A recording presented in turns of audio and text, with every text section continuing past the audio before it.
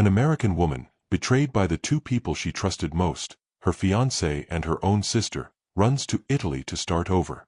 But fate has other plans. When her missing cat reappears in the window of an old flame, now a mysterious and dangerously charming artist, her past and future collide in ways she never imagined. What begins as a second chance quickly spirals into a triangle of lies, lust, and blood. Between a seductive billionaire heir to the Mafia and a smooth-talking American agent, she must choose who to trust. Or if she can trust anyone at all. Because in this world, even the cat sees the truth before she does. Before we begin, hit that subscribe button and drop a comment below. Where in the world are you watching from? And, would you choose Luca or Ryan? Let's begin. Italy wasn't the plan. But standing there, under the fading light of a Florentine afternoon, with her suitcase broken, her heart in pieces, and her cat missing, Kate Sullivan decided that maybe nothing going to plan was exactly the point. She had no ring, no wedding, no family, no apology, just silence. Her fiancé had left her at the altar, running off with her younger sister, who, conveniently, had forgotten to mention the small detail of being pregnant with his child. There wasn't a scream big enough to hold what Kate felt. So instead, she ran. A one-way ticket. No itinerary. Just Florence. The city they once talked about visiting together. Now, it would be hers alone. Well, hers and Vesper's. Or, it was supposed to be. Because Vesper, black as night, eyes like shattered gold, had vanished within hours of arriving. The windows in the old apartment building didn't have screens. He slipped through the open frame sometime before dusk. At first she'd panicked, ran through the alleys calling his name, whispering stupid apologies to the sky. Now she just sat there, on the creaky kitchen stool, arms around her knees, staring at the ledge he'd climbed out from. "I gave you a new life too, you little bastard," she muttered. "We were supposed to start over together." A soft noise from the street made her glance down. She froze. Across the narrow cobblestone street, a building faced hers, pale stone, ivy climbing like veins. A window on the second floor had its curtain pulled halfway aside. And there, tail flicking lazily, sat Vesper. Watching her. Kate's breath caught. That's not possible. She grabbed her coat and keys, bolted down the stairs, barely locked the door. Her sandals slapped against the stone as she crossed to the other building. The name on the buzzer was handwritten. L. Bellini. She stared at it. Luca. No. Couldn't be. That Luca was a memory from high school, a summer exchange student from Milan. Mysterious. Quiet. The boy who drew in margins and disappeared after one kiss. That Luca had vanished from her life 20 years ago. She pressed the buzzer anyway. A pause. Then a soft buzz. Door unlocked. Stairs. Her heart raced with every step. She didn't knock. She pushed the door open, and nearly tripped over Vesper, lounging smugly on the rug. He looked up. Then, footsteps. "Kate Sullivan," came a voice smooth as red wine. "Did you lose something?" She turned. And there he was. Luca Bellini. Not a memory. Not a boy. A man. He wore paint-smeared jeans and a loose shirt, sleeves rolled to the elbow. His hair was darker, longer. A single streak of gray near the temple. But those eyes, green stormlight, were unmistakable. Kate opened her mouth. Nothing came out. Luca smiled. Not kindly. Not cruel. Just amused. Like the universe had played a private joke and he was the only one who got it. "You came to find your cat," he said, bending to scratch Vesper behind the ears. "And you found me instead." Kate stood there, dumbfounded, her hand still on the doorknob as if letting go of it would make this more real. She tried, but Luca raised a hand gently, stopping her. "Come in," he said, "before your cat claims the place permanently."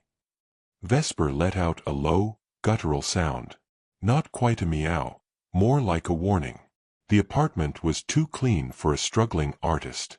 polished floors, books in Italian and French stacked neatly, a mahogany cabinet with vintage liquor bottles. And that smell, something between old money and oil paint. "You still draw," Kate said, eyes scanning the large canvas facing away from the window.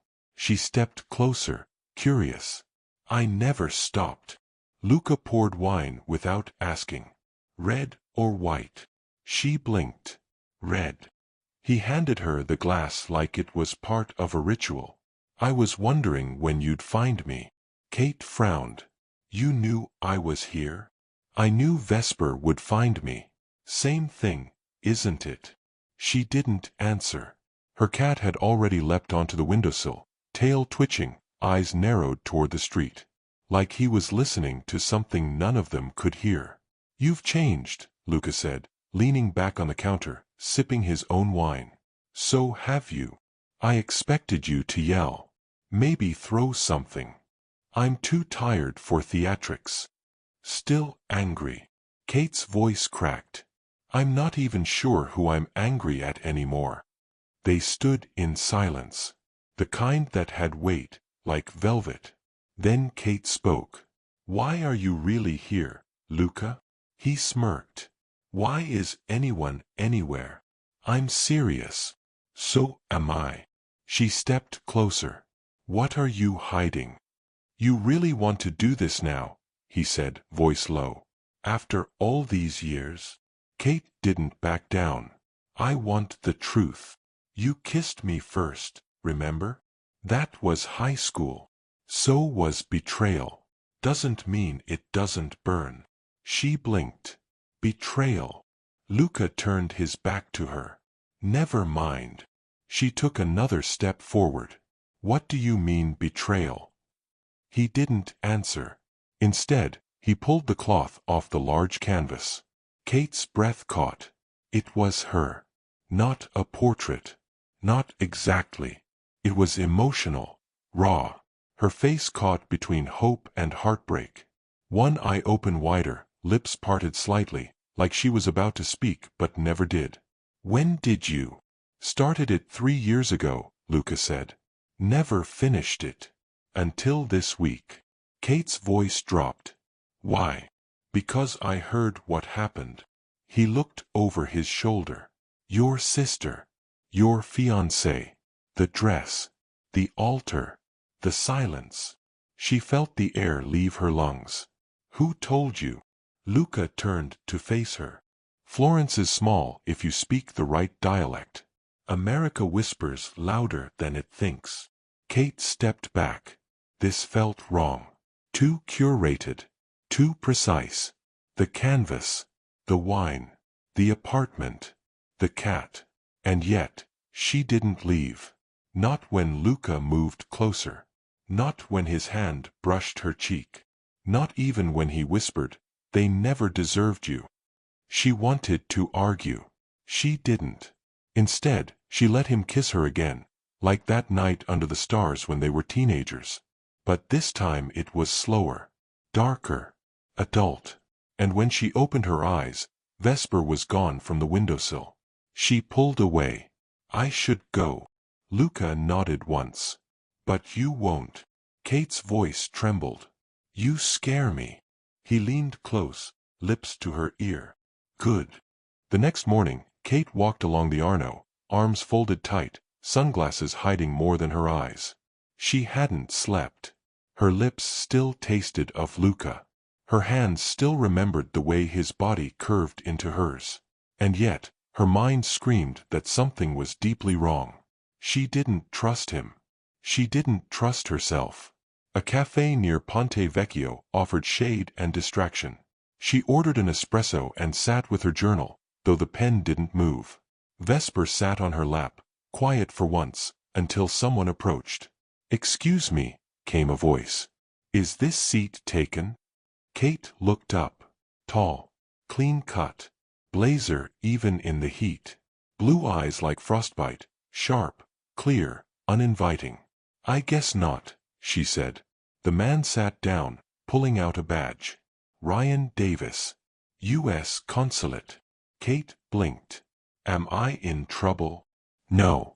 But your cat's very photogenic. He flipped his phone.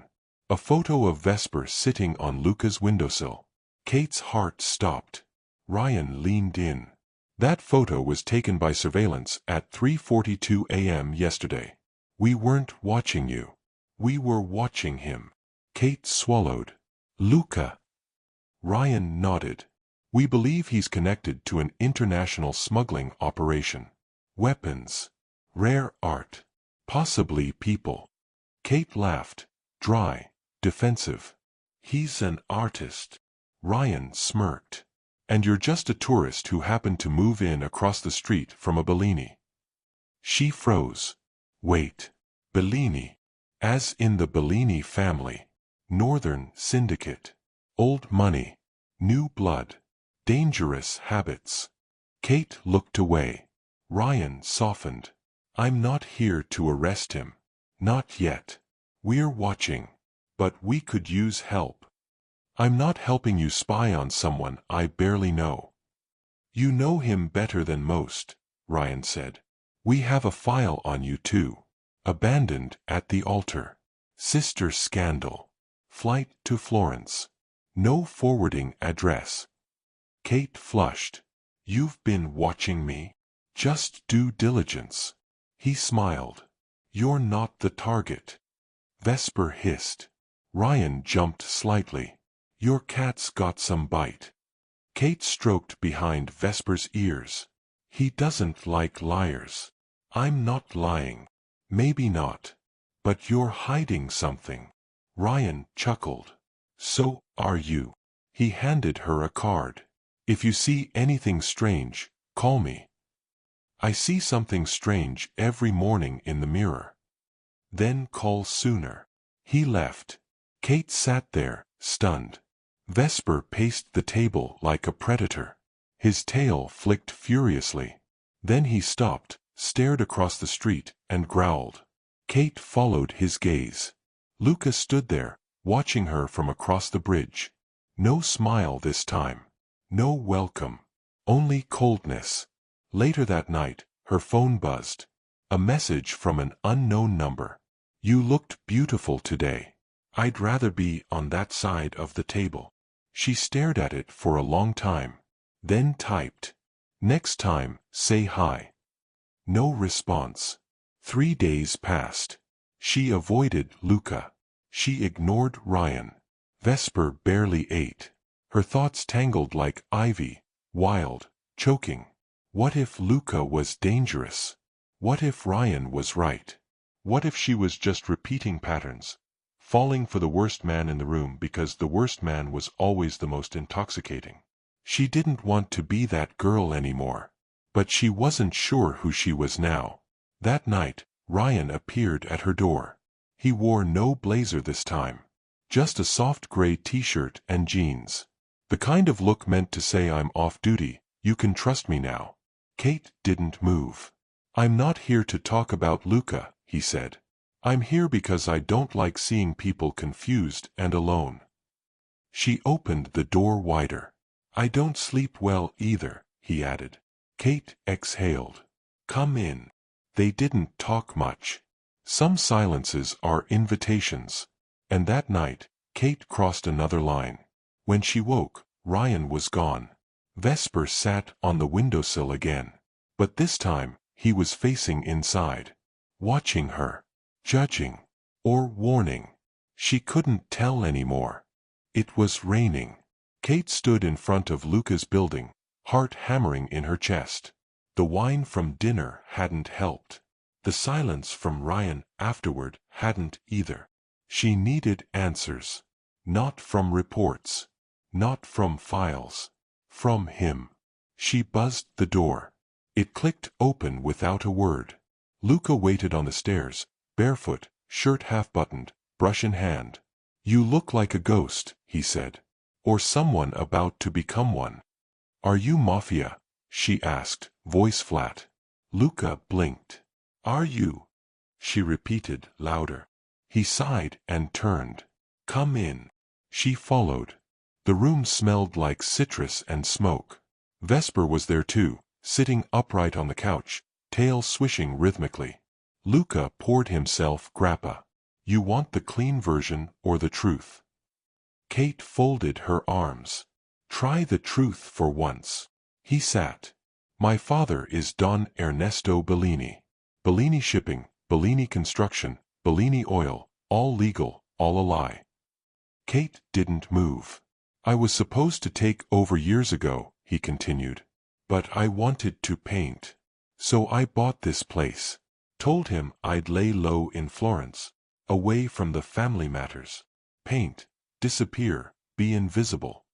And he let me, on one condition. I'd still take meetings when he needed me. Deliver messages. Smile at the right people. Be a ghost with a voice. Kate felt the floor tilt beneath her. So you're complicit. I'm controlled, Luca said. There's a difference. Not enough of one. He looked at her, the smile gone. You think I enjoy this? The blood. The threats. The people who call at midnight to remind me whose son I am. Kate took a shaky breath. Why didn't you tell me? Because you were the only real thing in my life. And I didn't want to poison that too. She sat down, far from him. I need time, she whispered. Luca didn't argue. But Vesper jumped from the couch and curled into her lap. She stroked him absently, and he purred. But his eyes were locked on Luca the whole time. Kate met Ryan the next afternoon. He was already seated at a back table of a bookstore cafe, files spread out like a game board. She sat across from him without speaking. You were right, she said finally. He's Mafia. Ryan leaned in. And I want to help. Ryan smiled. Kate hated that she liked it. They made a plan. She would observe, report meetings, conversations, transfers, anything odd. Be careful, Ryan warned. Luca's smart. He trusts no one. He trusts me. Ryan looked away. Let's hope he keeps doing that. That night, Luca came to her door. Dripping wet. No words. She let him in. He undressed slowly, like peeling away his armor. Kate did the same. Their bodies knew each other. But their minds were enemies now. Still, in the dark, truth is quiet. When it was over, Luca lay back, breath steady. You feel different. Kate stared at the ceiling. So do you. Over the next week, Kate watched everything. The calls. The visitors. The strange deliveries. She sent updates to Ryan via burner phone. They met twice, briefly, in public. Ryan always smiled after she handed him info. And every time he did, Vesper hissed. One evening, as Luca painted in silence, Kate watched him from the doorway. He wasn't faking that. The concentration. The hands trembling slightly with focus. The passion. It was real. And for a second, she remembered the boy from that summer, the one who drew her face in shadows and kissed like he didn't know if morning would come. She stepped back into the hallway. Vesper followed. The cat brushed against her leg, then darted down the corridor. Kate hesitated, then followed. Vesper led her down 2 floors, to a door she hadn't noticed before. It was open. Inside, a dusty room. Filing cabinets. Locked drawers. And on the table, a box labeled Pericolo. Danger. Inside, blueprints, maps, photos, and a folder with Ryan's name on it. Kate didn't sleep. She couldn't. The folder sat on her lap like a bomb, thick, red-stamped, and heavy with implication. She opened it slowly, careful not to wake the house. Luca had fallen asleep on the couch, paint still on his hands. Inside, surveillance photos of Ryan. At train stations. At banks. In dark hallways shaking hands with men in priest collars and military coats. One file was marked, Operation Clementi. She flipped the page. Ryan wasn't just consulate staff. He wasn't just watching Luca. He was laundering information. Feeding intel to an unnamed European arm with deep political ties. names crossed out, accounts blacked. But one thing was clear. Ryan Davis was corrupt. Vesper sat on the corner of the table, watching her without blinking, as if saying, "See." Kate pulled out her phone. For a moment, her thumb hovered over Ryan's number. Then she turned the phone off. She would wait. She needed more. The following morning, she went to the consulate. The building was quiet, nearly sterile, as if fear had been scrubbed from every surface. Ryan greeted her in the hallway. Too warm. Too eager. "I wasn't sure you'd come," he said, offering coffee. "You left our last meeting in a hurry." Kate forced a smile. "Just needed air." He leaned closer. "You okay?" She shrugged. "Something's off. I feel like I'm losing myself in all this." Ryan gave her a look she couldn't quite place. Pity. Possession. "You're not lost," he said. "You're finally waking up." Kate studied him. "What's Operation Clementi?" Ryan didn't flinch. Didn't blink. But he did lie. "I don't know what that is." She stepped closer. "Really? Because I saw it. In a folder with your name on it. Hidden in a room below Luca's building." Ryan's jaw tightened. "Kate, whatever you think you saw, I saw enough.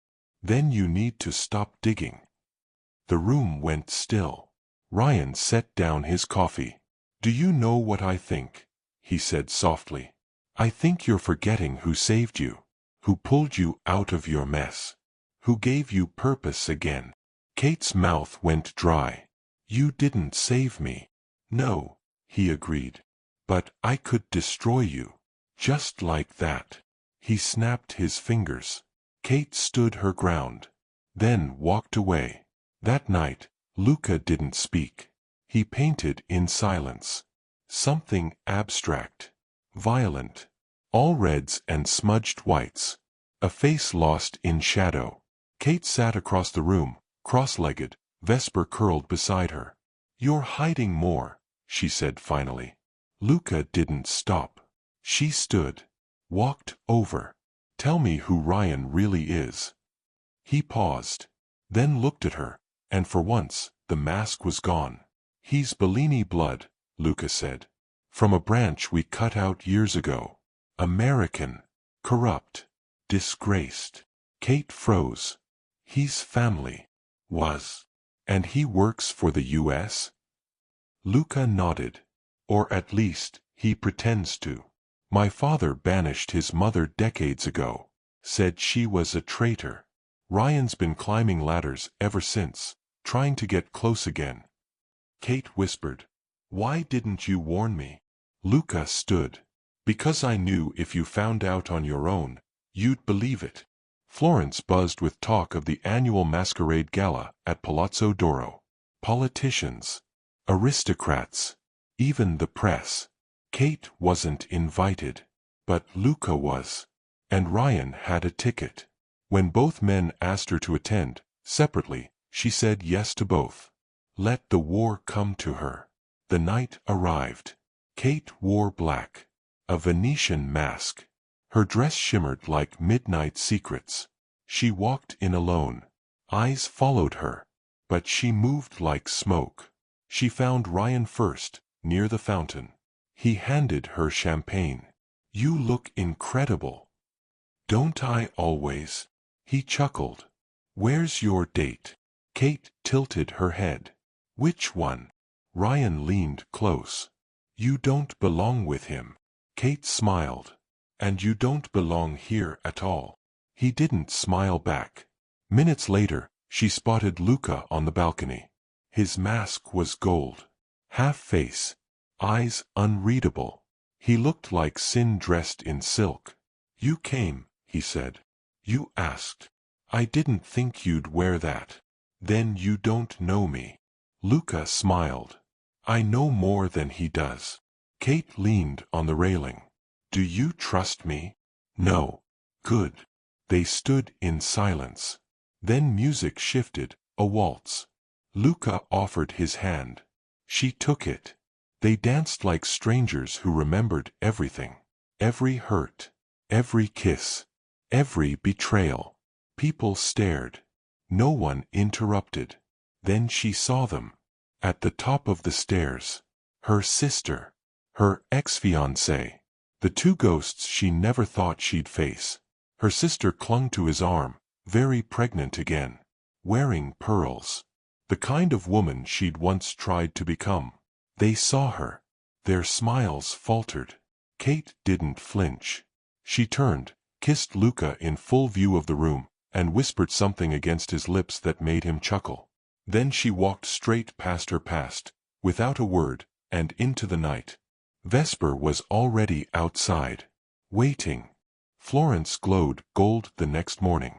But Kate's world had never felt darker. She woke to an empty apartment. Luca was gone. Vesper too. She called out. Nothing.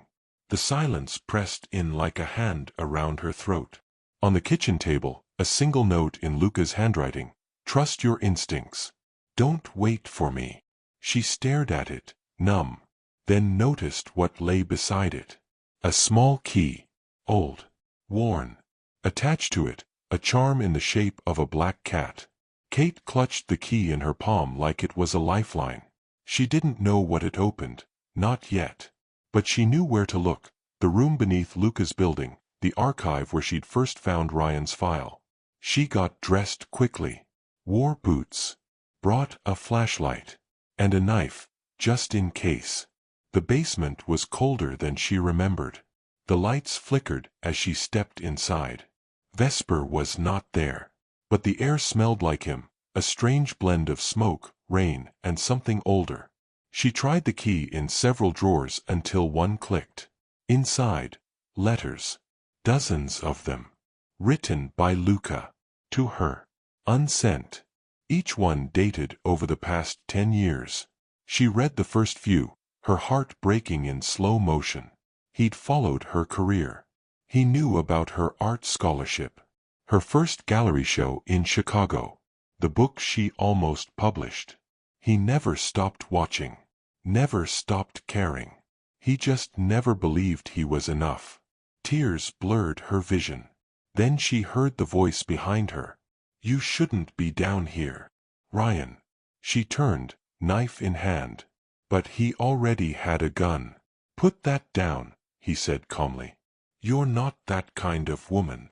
You don't know what kind I am anymore. He stepped closer. I knew you'd betray me. I just didn't think it would sting. Kate squared her shoulders. You used me. You let me. His voice was cold. Detached. Like someone reading a list before pulling a trigger. Where's Vesper? She asked. Ryan shrugged. Probably back where he belongs. He's just a cat. No. He's my cat. Ryan cocked the gun. Kate, I don't want to kill you. Then don't. But I will. Then a noise, a hiss, sharp and sudden. Vesper leapt from the shadows and landed claws first on Ryan's face. The man screamed, firing blindly. Kate ducked, rolled behind a desk, and threw the flashlight with all her strength. It cracked against Ryan's temple. He fell. Not dead.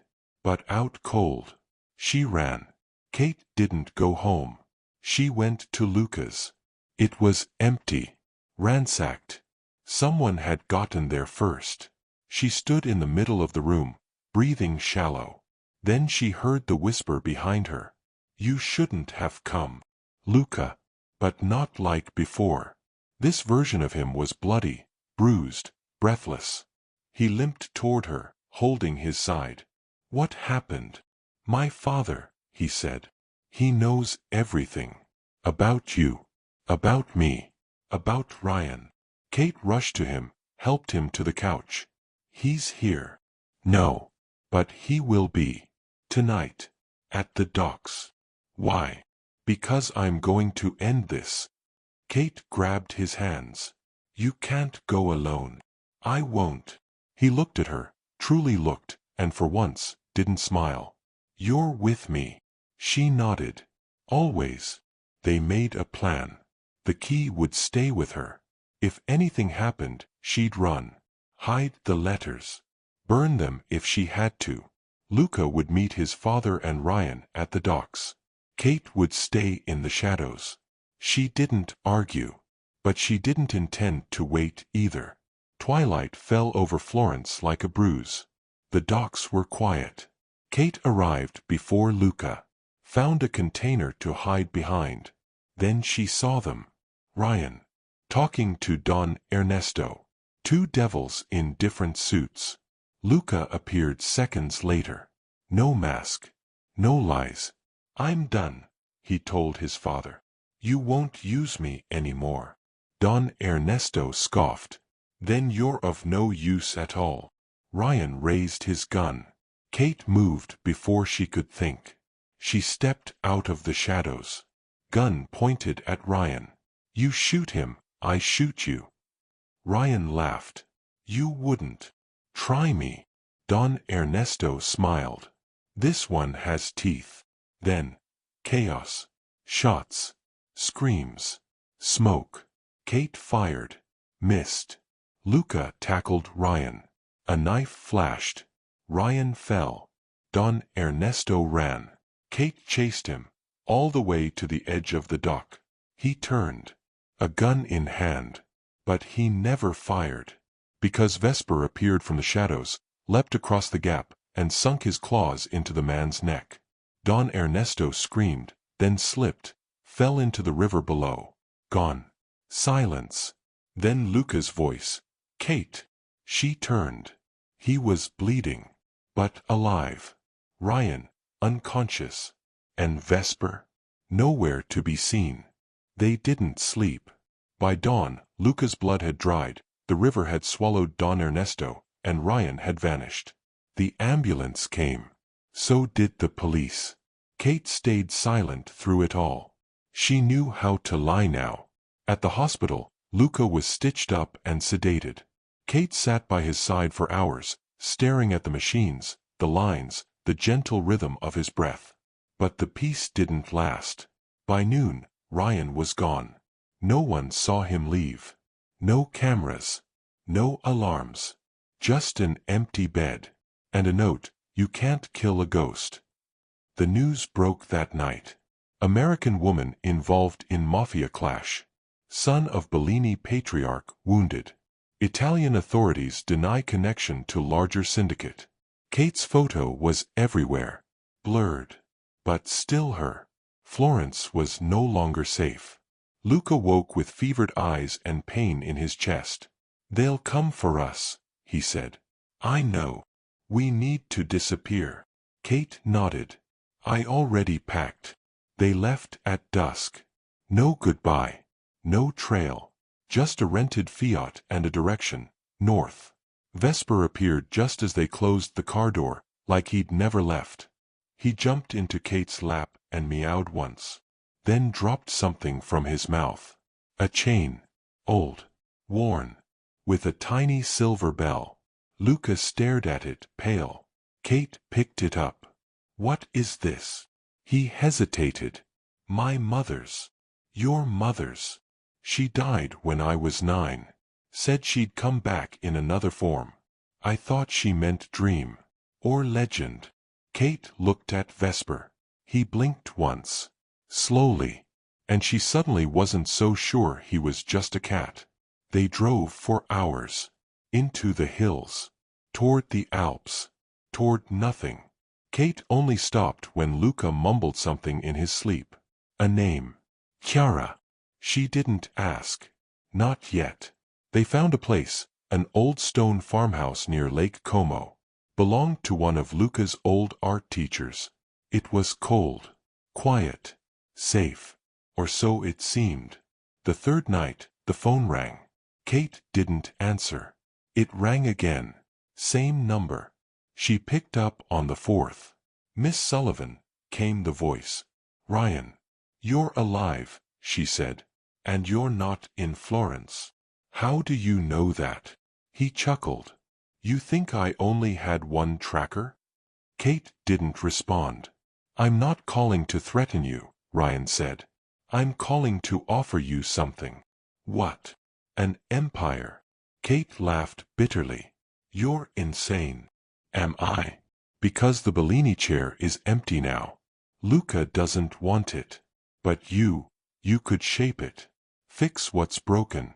You've already proven you can lie, fight, command. I'm not one of you. You're better. The line went dead. Kate didn't tell Luca. Not at first. She watched him instead. How he moved slower. Spoke less. How he painted again. Darker, bolder, faster. He barely ate.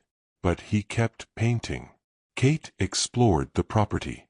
In the attic, she found a trunk. Inside, photos.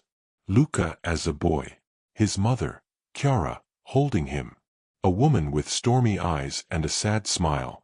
There was a letter, too. Written in Italian. Kate read enough to understand. Chiara had been afraid. Of her husband. Of the family. Of what Luca would become. She begged someone, anyone, to stop the cycle. The letter ended with a line. Only love stronger than blood can save what's cursed. Kate folded it quietly. And burned it in the fireplace. That night, Luca finally spoke. She was going to leave him. Your mother. He nodded. She tried. Twice. The second time, he found her. Said she died of fever. But I heard them arguing. And then she was gone. Kate sat beside him. He didn't cry. But his voice broke. I've spent my life trying not to be him. You're not. I might be. No, she said. You're what he never could be. Honest. Luca looked at her. Am I? Kate hesitated. Then pulled out the chain Vesper had dropped. He kept this. Luca stared at it for a long time. Then took her hand. If I asked you to disappear with me forever, he whispered. Would you? Kate nodded once. Yes. But the past never disappears. 3 nights later, someone knocked. Not banged. Knocked. 3 soft taps. Vesper hissed. Kate grabbed the knife. Luca opened the door. No one there. Just a package. Wrapped in black. Inside, a phone. And a note. Turn it on. Luca did. The screen lit up. A video. Ryan. Standing next to someone. Kate's sister. Smiling. Holding a baby. Wearing pearls. And behind them, Kate's ex-fiancé. Alive. Whole. Laughing. Then Ryan turned to the camera. Thought you'd like to see what you left behind. Don't worry, they miss you. Especially the little one. The screen went black. Kate stood frozen. Her breath gone. Her past, weaponized. Luca reached for her hand. But she pulled away. And Vesper? Gone again. Into the night. Kate didn't cry. She didn't scream. She stared at the blank phone screen for nearly an hour, unmoving. Then she stood, packed a bag, and told Luca she was leaving. I have to see them, she said, eyes hollow. Luca stood in the doorway, bare feet on stone. It's a trap. I know. Then why go? Kate zipped her coat. Because I want to see their faces when I walk in alive. Powerful. And not broken. He reached for her arm. Don't let them drag you back. She pulled away. They won't. Vesper leapt onto the counter, watching her. You'll come back? Luca asked. I don't know. Kate took the train to Milan. The city was colder than she remembered. Sharper. She followed the instructions sent on a second burner phone. A cafe. Private room in the back. When she entered, her sister was already there. Dressed in designer beige. Hair flawless. The baby in her lap, asleep. Kate didn't sit. The ex-fiancé, Matthew, arrived minutes later. He flinched when he saw her. Kate smiled. That bad, huh? No, he mumbled. Just surprised. Her sister didn't speak at first. Then, "You look different." "I am." Silence. Then Matthew said, "We didn't expect you to come." Kate laughed. "You expected me to run. You expected me to vanish and crumble and maybe throw myself off a bridge." He looked away. Her sister finally spoke. "Why are you here, Kate?" "To thank you." They both stared. "You saved me. If you hadn't betrayed me, I'd still be planning dinner parties and pretending I mattered." The baby stirred. Kate looked at her. "I hope she never turns out like either of you." Then she turned to leave. But Ryan was waiting outside. "You really came," he said, arms folded. Kate didn't blink. "I came for me. Not for you. You didn't like the show? It was cute. You went through a lot of trouble to look harmless." Ryan stepped closer. "I made a mistake, Kate. But I still see what you could become. What we could become." She laughed. "You threatened to kill me. I regret that. You shot at Luca. He survived. Then let's fix that." She stepped forward fast, and pressed something cold into his ribs. The knife. He froze. "I'm not here to kill you, Ryan," she whispered. "I'm here to tell you that next time, I won't hesitate." Then she walked away. And Ryan didn't follow. Vesper was waiting at the train station. Sitting by a pillar. Calm. Watching. She scooped him into her coat and whispered, "Never leave again." He purred. And dropped another object. This time, a gold coin. Engraved with the Bellini crest. Back at the farmhouse, Luca was waiting on the porch. He said nothing. Just opened his arms. She stepped into them. They stood like that for a long time. Then she pulled away. "We need to talk." They sat by the fire. Kate laid everything out. The meeting. Ryan. The threats. And the offer. "You want it?" Luca asked softly. "The empire?" She didn't answer right away. "I want something to matter. I want to feel like I control something. That I'm not just surviving someone else's choices." Luca nodded. "I get that. But I don't want it if it means becoming like him." "Then don't." She turned to him. "How?" "By building something new. Together. Different." Kate studied the flames. "Will they let us?" "No." She smiled. "Then let's take it." They began small. Kate called in favors, people she'd met through Ryan, before things soured. A banker in Venice. A fixer in Zurich. An arms broker in Naples with a soft spot for cats. They didn't want power. They wanted stability, peace, purpose.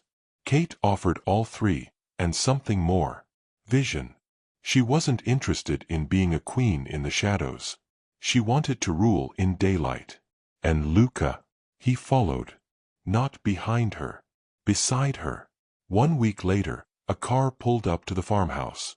3 men in suits stepped out. Bellini loyalists. One held a silver cane. He approached slowly, bowing his head slightly. "Miss Sullivan," he said. "The family council has met. We are open to dialogue." Kate stood tall. "I'm not here to serve." "Of course not. I'm here to lead." The man looked at Luca. "And you?" Luca said nothing. Just stared at the horizon. Then, "We do this her way." The man nodded once. "I'll inform the others." They left. Kate turned to Luca. "Are we doing this?" "We're doing something." Vesper rubbed against her ankle. That night, they burned the last of Don Ernesto's papers. Watched the past curl into smoke. Kate poured wine. They sat under the stars, the lake quiet below. Luca raised his glass. "To the cat." Kate smirked. "To the empire." "And Vesper?" He curled between them. Eyes glowing. As if he'd seen this moment long ago. Power changed things. Kate saw it in the way people looked at her now, No longer curious or amused, but careful, measured. Like she was a fire they didn't want to breathe too close to. And she liked it.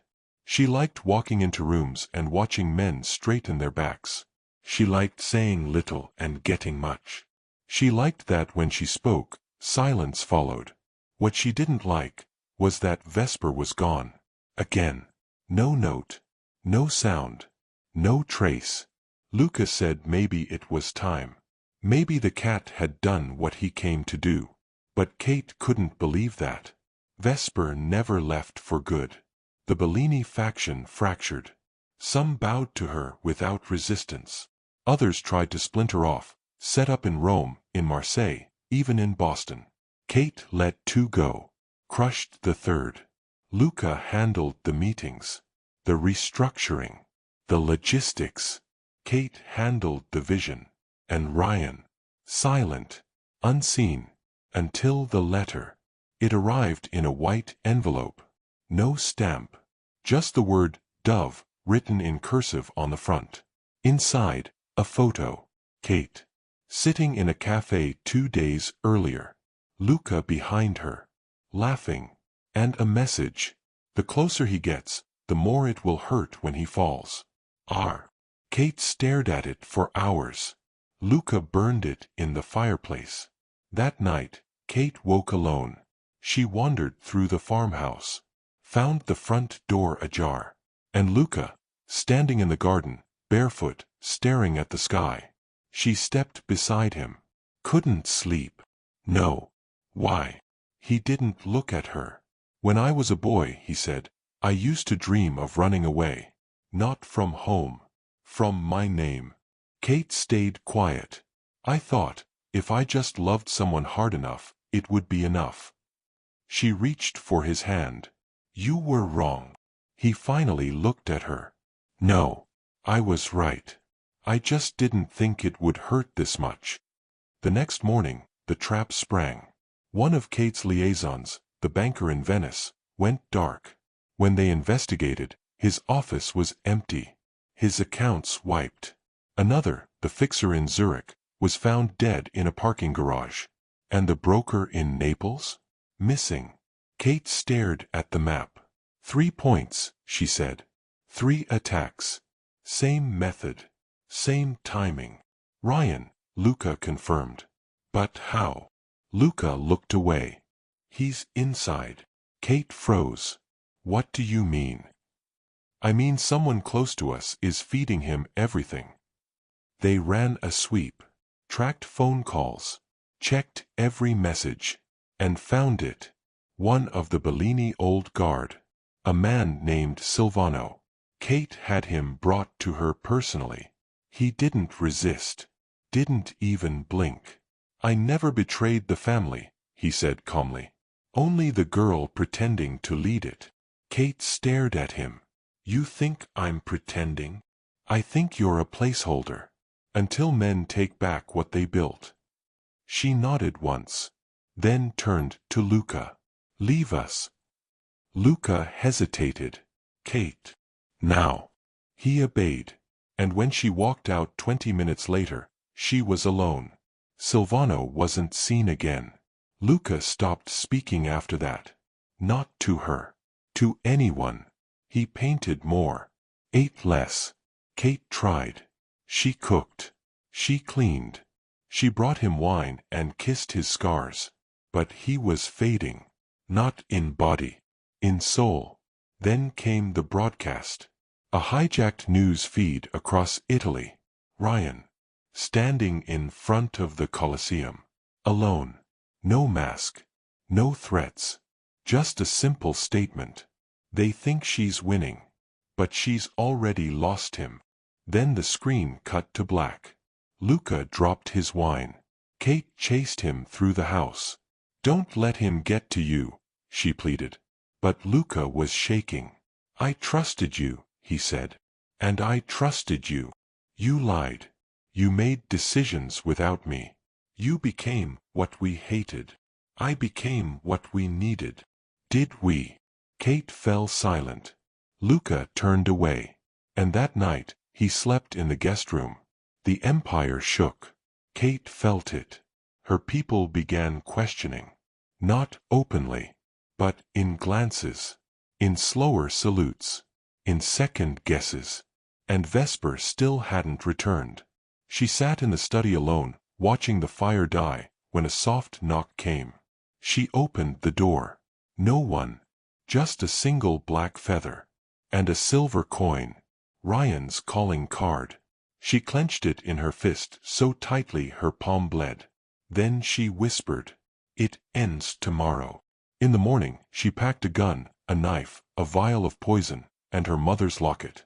Luca watched her silently. "Where are you going?" he asked. "To meet him. Alone. You'll die. Then let me." He didn't argue. Just handed her something. A ring. Simple. Gold. Engraved. "Forgive me." She took it. Didn't say goodbye. Just walked into the dawn. She met him in Verona, the city of broken lovers. Ryan waited in a chapel, abandoned, candlelit, silent.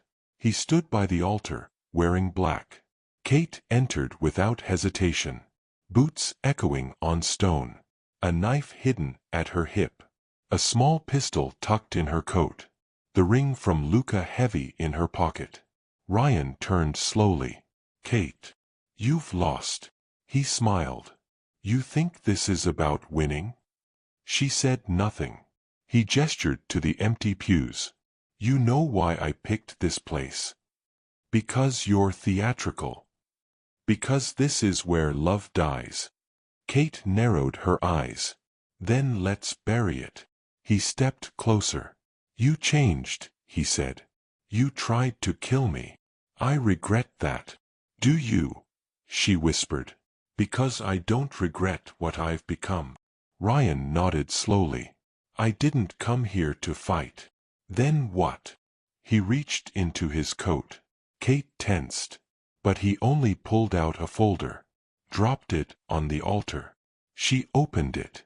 Photos. Bank records. Surveillance. All pointing to the same truth. Don Ernesto was still alive. Kate didn't flinch. "He faked it," Ryan said. "Had to. You were winning." She turned each page with clinical calm. "He wanted you to think he was dead. Let the empire rot, then crawl out and claim what's left." Kate met his eyes. "Why are you telling me this?" Ryan exhaled. "Because I was working for him." Of course he was. "Until I met you." Kate laughed. Not bitter. Just tired. "You played me. I wanted to protect you." "By threatening me? Using my sister." "She was leverage." Kate slapped him. Hard. Ryan didn't move. "I deserve that." "No," she hissed. "You deserve worse." He stepped back. "You still have a choice, Kate. Let Luca go. Join me. We take Ernesto down together. We build something better." She stared at him. Then pulled out the gun. "I already made my choice." The click of the hammer echoed. But Ryan didn't move. He just raised his hands. "If you shoot me," he said, "you become what you hate." Kate's finger hovered. Then footsteps echoed. Behind her. Luca. Bloody. Limping. Alive. "Don't," he said softly. She didn't turn. "I have to." "No. That's what he would do. He killed your mother. And I won't let him kill you too." Kate's hands shook. Then she lowered the gun. Ryan smiled. Then pulled his own. Luca moved fast. Too fast. The bullet hit him in the chest. Kate screamed. Dropped the gun. Ran to him. He fell into her arms. Bleeding. Breath shallow. "I'm sorry," she whispered. "I'm so sorry." He coughed. "No regrets." His eyes fluttered. "You forgive me?" "Always," she sobbed. Then, silence. Luca went still. Kate screamed. Ryan raised his gun again. But something moved in the rafters. A blur. A hiss. Vesper. He leapt, claws out, and tore into Ryan's face. Ryan fired wildly. Hit nothing. Kate crawled to the gun. Aimed. Fired. One shot. Straight through his heart. Ryan dropped. Dead. Vesper landed beside Kate. Blood on his whiskers. He meowed once. Then rubbed against Luca's body. The chapel burned. Kate lit it herself. No witnesses. No bodies. Just smoke. And ash. And memory. They buried Luca by the lake. Under an olive tree. No name on the stone. Just a symbol, the Bellini crest, scratched by Vesper's paw. Kate stood alone. Black dress. Wind in her hair. Vesper beside her. A new ring on her finger. Simple. Gold. No engraving. 3 months later, the new Bellini headquarters opened in Milan. Glass towers. Clean floors. Art in every room. No blood. Not visible, anyway. Kate ran it all. She sat at the top. Signed treaties. Brokered peace. Wrote checks that changed borders. And never smiled. The staff called her the widow. Some whispered she was cursed. Others said she ruled with a cat as her consigliere. None knew the full truth. Not even Kate. One night, she found herself alone in the gallery. Luca's final painting hung in the center. It was her. Standing on a cliff. Hair wild. Eyes hollow. Vesper at her feet. The sky behind her, burning gold. The title? Rebirth. Kate stared for hours. Then whispered, "I'm sorry." The cat beside her purred. As if to say, "I know." She left the gallery. Stepped into the night. And vanished. Some say she's still out there. A shadow in power. A ghost with claws. And beside her? Always. The cat in the window. Watching. Waiting. Knowing.